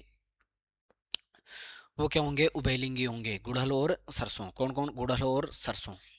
अब स्वपरागण, स्वपरागण मतलब एक ही पौधे के पुष्पों में हो रहा है, तो स्व का मतलब खुद खुद के ही पौधे में हो रहे हैं, तो स्वपरागण। परपरागण मतलब दूसरे एक पौधे के परागकण दूसरे पौधे के फूल में पहुंच रहे हैं, या दूसरे पौधे की वर्तिका तक पहुंच रहे हैं, तो वो क्या हो जाएगा? परपरागण। और ये किसके द्वारा होता है? हवा के द्वारा, कीटों के द्वारा। जैसे मधुमक्खी वगैरह है, उसके पंखों के या पैरों के लग के वो चले जाते हैं, या हवा में उड़ के चले जाते हैं, दूसरे फूल पे चले जाते हैं, तो वो क्या हो जाएगा? परपरागण हो जाएगा। अब आ जाओ मनुष्य में जनन। तो मनुष्य में 2 होंगे, एक तो नर और एक मादा। तो नर में ध्यान रखना, मुख्य जो जनन अंग है वो कौन है? बर्षण। बर्षण से कौन सा निकलेगा? टेस्टोस्टेरोन हार्मोन निकलेगा जो किसके लिए होगा, लैंगिक लक्षणों के लिए। किसके लिए उत्तरदायी होगा, लैंगिक लक्षणों के लिए उत्तरदायी होगा। इसमें निर्माण होता है किसका, शुक्राणुओं का। किसका निर्माण होगा, शुक्राणुओं का। शुक्राणुओं कहाँ आएगी, शुक्राणुओं को कौन लाएगी, शुक्रवाहिनियां। कौन लेके आएगी बेटा, शुक्रवाहिनियां। कौन लेके आएगी, शुक्रवाहिनियां। फिर आता है सीसन। क्या आएगा बेटा, सीसन। आ गई बात समझ में। शुक्राणुओं का निर्माण होगा, फिर वो शुक्रवाहिनियों के शुक्राशय में जाएंगे, फिर शुक्रवाहिनियों के द्वारा लेके आएंगे। फिर आता है मादा। मादा में जो मुख्य है वो कौन है, अंडाशय। इसमें किसका निर्माण होता है, अंड का या अंडाणुओं का निर्माण होता है। निषेचन कब होता है, देखो निषेचन होता है अंडवाहिनियों में। किसमें, अंडवाहिनियों में। क्या होगा, अंडवाहिनियों में कौन होता है, निषेचन। निषेचन कहाँ होगा बेटा, अंडवाहिनियों में। और निषेचन होता क्या है, अंडाणु का और शुक्राणु का मिलना। किसका मिलना बेटा, अंडाणु का और शुक्राणु का मिलना ही क्या कहलाता है, निषेचन। जब निषेचन होगा तो भ्रूण कहाँ चला जाएगा, गर्भाशय में। गर्भाशय में ही गर्भाशय में ही किसका विकास होगा, भ्रूण का विकास होगा। कितनी अवधि लगेगी इसके अंदर, लगभग 9 महीने। कितने महीने लगेंगे, 9 महीने। आ गई बात समझ में। अब इसमें एक चीज का ध्यान रखना, प्लेसेंटा का। किसका ध्यान रखना है, प्लेसेंटा। प्लेसेंटा का क्या ध्यान रखना है सर, प्लेसेंटा शिशु और माता के बीच की योजक कड़ी होती है। योजक कड़ी मतलब पोषण प्रदान यदि किसी से होता है। योजक मतलब पोषण प्रदान करती है। किसको, बताओ देखिए किसको, शिशु को या माता को, शिशु को। कहीं तुम उल्टा लिख के आ जाओ, शिशु को, शिशु से माता को, माता को नहीं, शिशु को प्रदान करते हैं, ठीक है। फिर देखो ये क्या होता है, रजोधर्म। क्या होता है, रजोधर्म। रजोधर्म क्या होता है कि गर्भाशय के आंतरिक परत होती है जो क्या करती है, निषेचन। एक अंड परिपक्व होगा तो वो किसका निर्माण करती है, गर्भाशय की तैयारी करती है। लेकिन जब निषेचन नहीं होता तो गर्भाशय में भ्रूण आएगा नहीं। भ्रूण नहीं आएगा तो इसकी जो ये आंतरिक परत है जो स्पंजी हो जाती है वो टूट के म्यूकस, किसके रूप में, म्यूकस या रक्त के रूप में क्या निकलती है, बाहर निकलती है। कितने दिन में, 2 से 8 दिन में निकलती है। कितने दिन में निकलती है, 2 से 8 दिन में। और इस प्रोसेस में कितना टाइम लगता है, उसमें लगभग 28 दिन या आप बोल सकते हो 1 महीना लगता है। कितना लगता है बेटा, 1 महीना। आ गई बात समझ में, कोई समस्या, कोई दिक्कत। तो यही बातें थी जो आपको ध्यान रखनी थी। अब आ जाओ बेटा 7वें चैप्टर की ओर। 7वां तो हो गया, 8वें चैप्टर की ओर। कौन से चैप्टर में आ जाओ, 8वें चैप्टर। देखो आनुवांशिकता। आनुवांशिकता का मतलब क्या होता है कि जनक से संतति के अंदर लक्षणों का जाना। जनक से संतति के अंदर लक्षणों का जाना क्या कहलाता है बेटा, क्या कहलाता है, आनुवांशिकता। आनुवांशिकता की खोज किसने की, ग्रेग जॉन मेंडल ने। किसने करी, ग्रेग जॉन मेंडल ने। और ग्रेग जॉन मेंडल ने कौन से पौधे पे किया था, मटर के पौधे पर। मटर का पौधा लेने का कारण क्या था, देखो एक तो उनका छोटा जीवन काल था, एक 2-3 साल में 2-3 बार एक स्थान कम ले रहे थे। और इसमें बहुत सारे विपर्यासी लक्षण थे, बहुत सारे विपर्यासी लक्षण थे अलग अलग, जैसे लंबा, छोटा, पीला, हरा, लाल, नीला, सारे। परपरागण भी, इसमें परपरागण भी पाया जाता है। और दूसरा इसमें कृत्रिम परागण भी किया जा सकता है, इसलिए मटर मटर के पौधे का किया। अब पहला जो नियम है वो है प्रभाविता का नियम। प्रभाविता का नियम कौन सा नियम है बेटा, प्रभाविता का नियम। प्रभाविता का नियम समझते हो क्या होता है कि पहली जो पीढ़ी है, जब भी आप दो पहली जो पीढ़ी है उसमें जो लक्षण दिखाई देते हैं उनको बोलते हैं प्रभावी लक्षण। इसका मतलब पहली पीढ़ी में केवल प्रभावी लक्षण दिखाई देते हैं, अप्रभावी लक्षण क्या हो जाते हैं, छिप जाते हैं। उदाहरण के लिए जब भी आप लंबे पौधे और बोने पौधे का संकरण करवाएंगे तो लंबे पौधे तो कैसे हैं, प्रभावी, और बोने पौधे क्या है, अप्रभावी। तो पहली पीढ़ी में सारे पौधे कैसे प्राप्त होंगे, लंबे पौधे प्राप्त होंगे। फिर पृथक्करण का नियम, जब आप F1 पीढ़ी के पौधों को लोगे, जैसे ये पौधा लिया आपने, वैसे तो ये लंबा है तो इसका संकरण करवाओगे तो ये टी, ये टी और ये छोटा टी और एक ये बड़ा टी और छोटा टी। तो इसमें क्या हो गया, एक जो पौधा है वो कैसा प्राप्त होगा, बोना भी प्राप्त होगा। तो लंबे पौधे कितने इसमें सर, लंबे पौधे हैं 3, बोना पौधा कितना है 1, टोटल पौधे कितने हैं 4। अब आपसे पूछे कि बोने पौधे और कुल पौधों का अनुपात, तो कितना हो जाएगा 1/4, और परसेंटेज निकालो तो 100 से गुणा कर दो, कितना परसेंट, 25%। और लंबे पौधे कितने हैं 3, टोटल पौधे कितने हैं 4, तो लंबे पौधों और कुल पौधों का अनुपात कितना हो जाएगा 3/4, परसेंटेज निकालोगे तो कितने परसेंट, 75%। आ गई बात समझ में।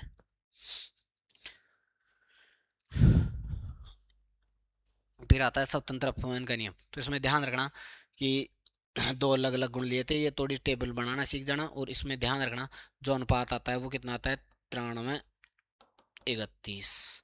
वहाँ जो अनुपात आया था 3:1। अब मनुष्य में थोड़ा लिंग निर्धारण देख लो कि मनुष्य में दो चीज़ें होती है, एक तो नर होती है, एक कौन होता है, मादा होती है। नर में क्या पाए जाते हैं, एक्स और वाई पाए जाते हैं, बाकी तो 22 तो सेम होते ही हैं।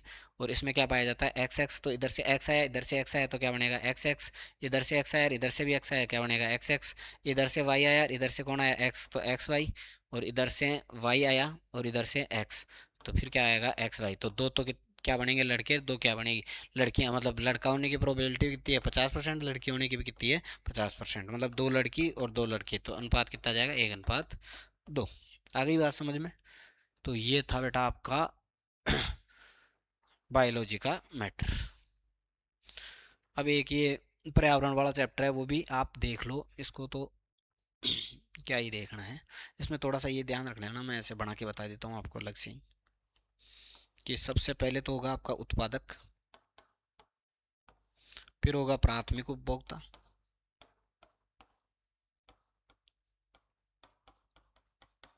फिर होगा बेटा द्वितीयक उपभोक्ता, फिर होगा बेटा आपका तृतीयक उपभोक्ता। तो देखो उत्पादक कौन से हो गए, पेड़ पौधे, पेड़ पौधे जो क्या करेंगे आपके लिए, जो प्रकाश संश्लेषण से भोजन बनाते हैं। किससे बनाते हैं, प्रकाश संश्लेषण से, प्रकाश संश्लेषण से। इसमें क्या होगा बेटा प्राथमिक उपभोक्ता, ये जो शाकाहारी होते हैं, क्या होते हैं बेटा शाकाहारी, जो जैसे एग्जाम्पल दूं तो जैसे बकरी हो गई आपकी। फिर द्वितीयक उपभोक्ता जो छोटे मांसाहारी होते हैं, क्या होते हैं बेटा छोटे मांसाहारी, छोटे मांसाहारी होते हैं, वो द्वितीयक उपभोक्ता होते हैं, जैसे भेड़िया मान लो। और फिर आ जाओ, या कुत्ता भी मान सकते हो आप। फिर आ जाओ बड़े मांसाहारी, ये क्या हो गए बड़े मांसाहारी। अब बड़े मांसाहारी कौन से हो गए बेटा, बड़े मांसाहारी आपके हो गए जैसे शेर हो गया। आगे बात समझ में। अब आप पूछोगे सर सबसे ज़्यादा ऊर्जा यहाँ पर, तो जैसे यहाँ पर 100 है, तो यहाँ हो जाएगी 100/10, यहाँ हो जाएगी 100/100, फिर यहाँ हो जाएगी 100/1000। आगे बात समझ में। एक मिनट, हाँ सही है। यहाँ अगर कि 100 है, तो यहाँ 10 का भाग लगेगा, 100 का भाग लगेगा, 1000 का भाग लगेगा। आप ध्यान रखना भाई, अगर ये नीचे से ऊपर जा रहे हो तो 10-10 बढ़ाते जाओ, या नीचे आओगे तो गुणा करना पड़ेगा, ऊपर जाओगे भाग देना पड़ेगा, नीचे आओगे गुणा करना पड़ेगा। ये थोड़ा सा ध्यान आप रख लेना। इसका उदाहरण एक मैंने आपको बता ही दिया है। अब एक ध्यान रखना, एक होती है आहार श्रृंखला, एक होता है आहार जाल।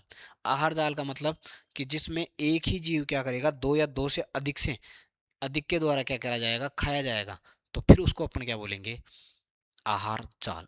जैसे चूहे को बिल्ली भी खा सकती है, सांप भी खा सकता है, तो ये क्या हो गया एक जीव बहुत सारे जीवों द्वारा करके खाया जा रहा है, तो उसको आप बोलोगे क्या बेटा, उसको बोलोगे आप आहार जाल, क्योंकि जाल बन जाता है। फिर आ जाओ ओजोन परत। ओजोन परत किससे बन रही है, O3 से। ये क्या करती है, पराबैंगनी किरणों का अवशोषण करती है, और इससे एक तो ग्लोबल वार्मिंग होती है, एक स्किन कैंसर, त्वचा का जो कैंसर होता है वो इससे होता है। फिर इसको जो नुकसान पहुंचा रही है O3 को, तो O3 को जो नुकसान पहुंचा रही है बेटा, वो अपने फ्रिज एसी रेफ्रिजरेटर से कौन सी गैस निकली है, क्लोरोफ्लोरोकार्बन CFC निकलती है, जो O3 को ओजोन परत को क्या पहुंचा रही है बेटा, नुकसान पहुंचा रही है। आगे की बात समझ में। ओजोन का निर्माण कैसे होता है, देखो O2 होगी, O2 के ऊपर यूवी रेज आएगी, तो ये टूट जाएगी किसमें, ऑक्सीजन प्लस ऑक्सीजन में, और ये ऑक्सीजन जाके दूसरी ऑक्सीजन से मिलेगी, तो क्या बन जाएगा बेटा O3। आगे बात समझ में। फिर थोड़ा सा ध्यान रखना कचरा प्रबंधन, क्या ध्यान रखना है, कचरा प्रबंधन या अपशिष्ट प्रबंधन। तो इसके लिए आपको 3R याद रखने हैं। कितने याद रखने हैं, एक तो रिसाइकल, रिसाइकल मतलब पुनः चक्रण, रिसाइकल मतलब पुनः चक्रण, वापस यूज में ले लो। री रिसाइकल, रिसाइकल का मतलब पुनः रीयूज। एक क्या हो जाएगा, रीयूज पुनः उपयोग। एक क्या हो जाएगा, पुनः उपयोग, वापस उपयोग में ले लो उसको। रिसाइकल का मतलब वापस उसको दोबारा बना लो, रीयूज का। और रिड्यूस, रिड्यूस का मतलब आपको लेना है कि कम उपयोग करो उसका, जिससे भी पर्यावरण प्रदूषित होता है उसका कम यूज। देखो पुनः चक्रण का मतलब उसको वापस ले जाओ, रिसाइकिल करो, दूसरा नया बना दो। रीयूज का मतलब उसी का दोबारा उपयोग कर लो आप, वैसे का वैसे। इसमें क्या हो रहा है, आप उसको रिसाइकिल करके दोबारा बना रहे हो, इसमें दोबारा नहीं बना रहे हो, उसी को यूज कर रहे हो, और इसमें उसका उपयोग ही क्या कर रहे हो आप, कम कर रहे हो। तो ये थोड़ा सा आपको ध्यान रखना है बेटा। इस हिसाब से अपने अब क्या क्या कंप्लीट हो गई, केमिस्ट्री कंप्लीट हो गई, बायोलॉजी कंप्लीट हो गई, और अब बची है फिजिक्स। तो फिजिक्स का भी मैं अभी थोड़ी देर में आपको करवा दूंगा। तो थोड़ा सा आपको ध्यान रखना है, क्या ध्यान रखना है कि इन दो जो सब्जेक्ट हुई है इनको आप ढंग से करो, क्योंकि फिजिक्स तो थोड़े थोड़े पॉइंट है जो मैं थोड़े थोड़े आपको बता दूंगा, क्या क्वेश्चन आ रहे हैं क्या नहीं आ रहे हैं। तो ये है ना, इसमें क्या क्वेश्चन ज़्यादा है, याद रखने की चीज़ें ज़्यादा है, इसलिए यहाँ तक तो आपको कम से कम 3 बार ही देख दो आप तो, कम से कम 3 बार। अब फिजिक्स वाले को चाहे आप 2 बार देख के चले जाना, कोई दिक्कत है नहीं है, क्योंकि फिजिक्स में जो याद करने की चीज़ें हैं वो कम है, और यहाँ तक याद करने की चीज़ें ज़्यादा थी। तो याद तभी होगा जब आप कम से कम 2 या 3 बार देखोगे। जितनी बार देख सकते हो देखो, आराम आराम से देखो। 1.5 गुना की चाहे स्पीड कर लो आप, पर देखो। वैसे तो 1.5 गुना की जरूरत नहीं है, क्योंकि मैंने बहुत स्पीड से पढ़ाया आपको, और आप एक एक बार इसको देखो ही देखो, दो दो बार देखो, तब काम चलेगा। क्योंकि यहाँ से बहुत सारे क्वेश्चन मिलेंगे, जब आप पेपर दे के आओगे आप बोलोगे सर मज़ा आ गया। लेकिन मज़ा तभी आएगा जब आप इसको देख के जाओगे। अगर ये आप देख के नहीं गए तो आपको मज़ा नहीं आएगा। मज़ा आने के लिए आपको क्या करना पड़ेगा बेटा, इसको 2-3 बार देखना पड़ेगा, तभी मज़ा आएगा। क्योंकि ये क्वेश्चन अब आप पेपर में देखोगे तो आपका दिल गार्डन गार्डन हो जाएगा। और गार्डन गार्डन होने के लिए बेटा आपको क्या करना पड़ेगा, इसको कम से कम 2-3 बार पढ़ना पड़ेगा। ठीक है बेटा, चलो आ जाओ, फिजिक्स की तरफ चलेंगे अपन, है ना। आ जाओ।